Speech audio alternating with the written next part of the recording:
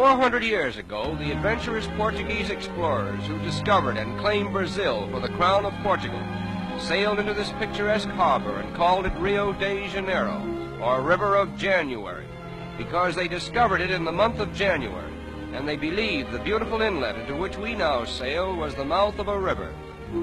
As we pass within the shadow of this gigantic promontory, known as Sugarloaf, we wonder if the white men who first saw it could have dreamed that it was destined to become the mighty sentinel of an enchanted metropolis with a population of over 1 million inhabitants and a reputation of being the most magnificent city in the world.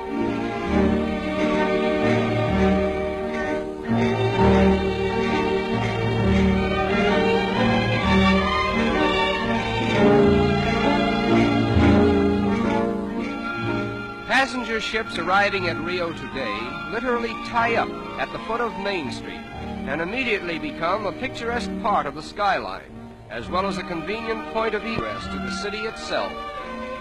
Rio de Janeiro is not a manufacturing city. Therefore, there is a preponderance of foreign goods on sale in all the smart shops. Nevertheless, foreign influence has not changed the strong allegiance which the Brazilians have for their native continent. They proudly proclaim themselves South American, and they very much resent the North Americans' alleged monopoly of the word American.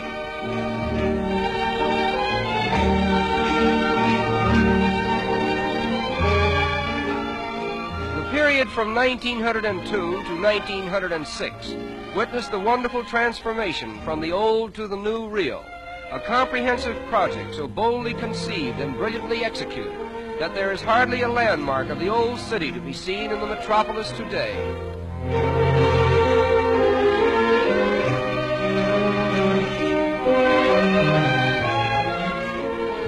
The most unique feature of the clean and spacious streets is the decorative mosaic work that adorns the sidewalks. Almost every block has a pavement with patterns so individual in design that one could find his way about the city by becoming familiar with them.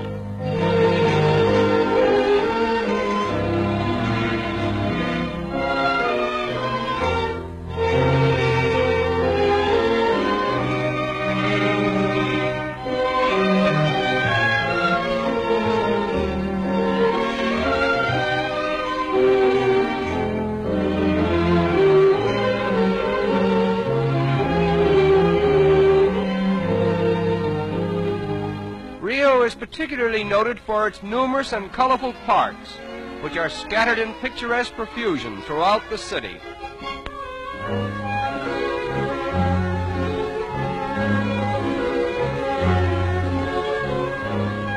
In 1808, the King of Portugal was forced by Napoleon to abandon his country and re-establish his throne in Brazil.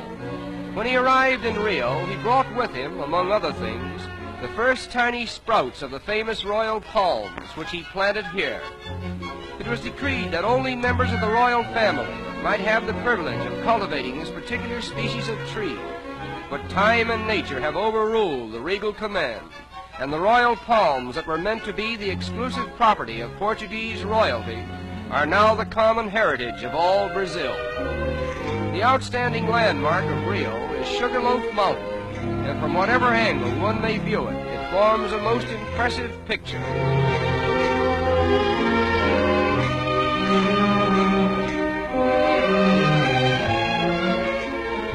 Swimming is one of the most popular sports in this pleasure-loving city. Consequently, many attractive swimming clubs have been erected along the picturesque shoreline. The architectural designs of these clubs are unusually distinctive, and many of them are actual reproductions of famous institutions in Spain and Portugal.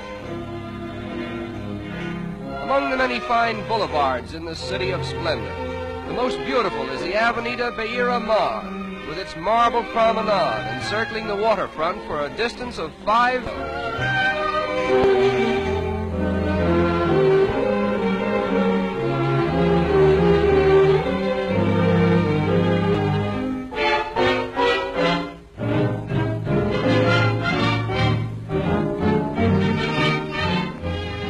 As in most countries of South America, the color of one's skin does not always determine one's social standing. As a matter of fact, the racial color line seems to be so thinly drawn that it has become a haven of toleration for all races. Nevertheless, the Portuguese language still prevails.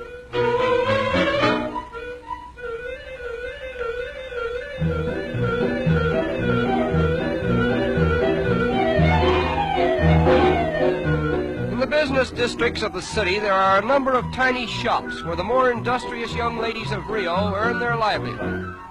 This is called the butterfly industry, in which the colorful wings of butterflies are immortalized by an art that was inaugurated here many years ago.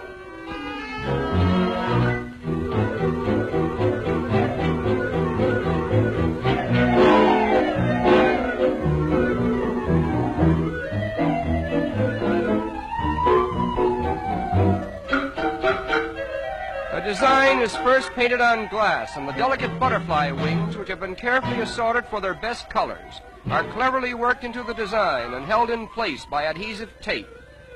Another layer of glass is finally placed over the tape, and the wings, thus preserved, will hold their lifelike colors indefinitely. There are over 700 different species of butterflies in Brazil, and they are much larger and more colorful than those of North America and Europe.